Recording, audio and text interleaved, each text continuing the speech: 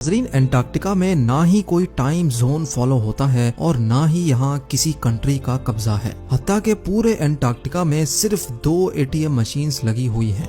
कई लोगों का मानना है कि एंटार्क्टिका की बर्फ के नीचे कई राज पोशीदा हैं। कुछ का तो ये भी मानना है कि बर्फ से ढके हुए इस मिस्टीरियस कॉन्टिनेंट के नीचे एक अलग ही दुनिया बसती है जहाँ एलियंस का राज है। लेकिन रिसर्चर्स और आर्कियोलॉजिस्ट इस मिस्टीरियस कॉन्टिनेंट के पोशीदा राजों को फाश करने के लिए दिन रात मेहनत कर रहे हैं। इन्होंने यहाँ चंद ऐसी चीजें भी तलाश की हैं जिनको देखकर साइंस भी हैरान रह जाती है। और आज आप देखेंगे एंटार्क्टिका की बर्फ के अंदर से मिलने वाली चंद हैरत अंगेज चीजें। तो आइए शुरू करते हैं। नंबर 8, 2009 में एक डिस्कवरी ने रिसर्चर्स के रोंगटे खड़े कर दिए जब एंटार्क्टिका की बर्फ के अंदर से एक बिल्ली का ढांचा मिला। लेकिन इसमें हैरान करने वाली बात ये नहीं थी कि ये ढांचा बिल्ली का है, बल्कि हैरान करने वाली बात ये थी कि ये जिस बिल्ली का ढांचा था वो आम बिल्ली नहीं बल्कि अंडे देने वाली बिल्ली थी। जब रिसर्च लैब्स में इस अजीब बिल्ली के ढांचे पर मजीद तहकीक की गई तो मालूम पड़ा कि ये जानवर कम से कम भी 2 करोड़ 50 लाख साल पहले धरती पर पाया जाता था।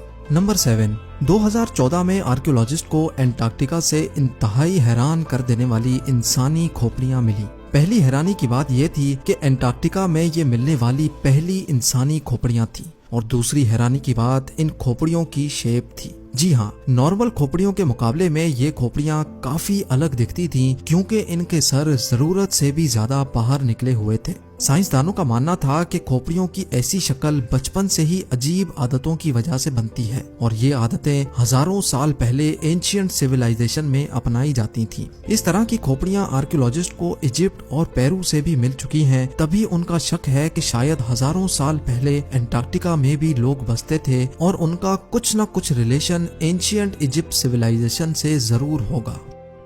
नंबर 6, पिछले 50 सालों के दौरान एंटार्क्टिका से 10,000 से भी ज्यादा मीटियोराइट्स मिल चुके हैं। मीटियोराइट्स ठोस पत्थर के ऐसे टुकड़े होते हैं जिनका ताल्लुक हमारी धरती से नहीं होता बल्कि वो किसी और धरती से टूट कर आए होते हैं। साइंसदानों का मानना है कि मिलने वाले मीटियोराइट्स में से कई 7 लाख साल से भी ज्यादा पुराने हैं। वैसे तो ये पता लगाना बहुत ही मुश्किल है कि इन मीटियोराइट्स का ताल्लुक किन सितारों या प्लेनेट से है, लेकिन 2002 में एंटार्क्टिका पर गिरने वाला एक छोटा मीटियोराइट 2015 में डिस्कवर किया गया था और साइंस का मानना है कि ये कहीं और से नहीं बल्कि मार्स से टूटकर आया है, क्योंकि इस मीटियोराइट के अंदर ऐसे बैक्टीरिया थे जो मार्स पर पाए जाते हैं।